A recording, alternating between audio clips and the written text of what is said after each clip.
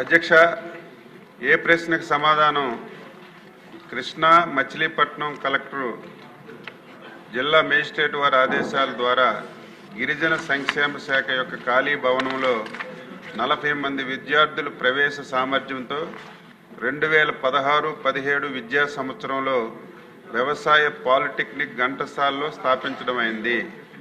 Polytechnic ప్రారంభించినప్పటి నుండి మొత్తం 287 మంది విద్యార్థులు ప్రవేశం పొందారు.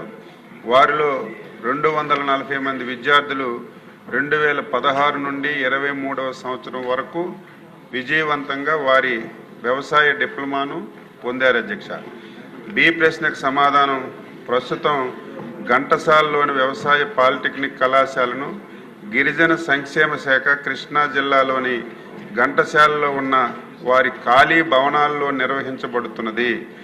మరి మా గుంటూరు రిజిస్ట్రార్ వారి యొక్క విజ్ఞప్తి మేరకు ఘంటసాలలోని గిరిజన సంక్షేమ భవనాలను కృష్ణా జిల్లా ఘంటసాల వ్యవసాయ పాలిటెక్నిక్ కళాశాల శాశ్వత భవనాలు బదిలీ చేయడానికి అవసరమైనటువంటి చర్యలు తీసుకోబడుతుంది.